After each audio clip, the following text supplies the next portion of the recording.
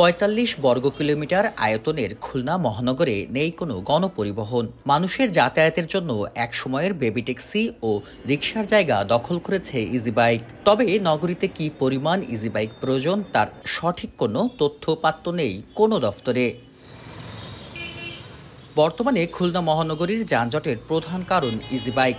এমনকি এ যানবাহন দিয়ে অপরাধ, দুর্ঘটনা ও চালক হত্যা করে বাহন চুরির মতো ভয়াবহ ঘটনাও ঘটছে।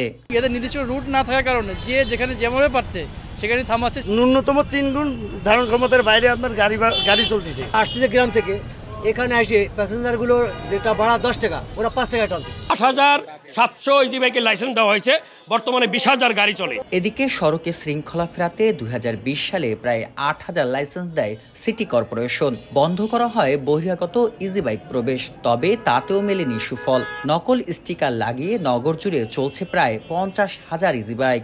রুটগুলো ফিক্স করে দেওয়া, সমন্বিত যে বিষয়গুলো অ্যাড্রেস করতে পারি, তাহলে মনে হয় যে আমরা একই সাথে একটা সুন্দর শহর পেতে পারি এবং সেফটিটা এনশিওর করতে পারছি। তবে এবার কঠোরভাবে সড়কে শৃঙ্খলা ফেরাতে প্রশিক্ষণ ও প্রযুক্তির ব্যবহারের আশ্বাস সংশ্লিষ্টদের।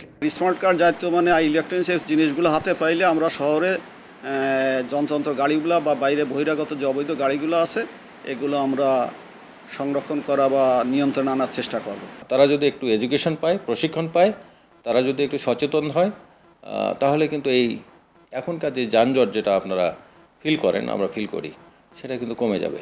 চলতি অর্থবছরের মার্চ পর্যন্ত নবায়ন হয়েছে ৬,৮৯০টি ইজি বাইকের লাইসেন্স।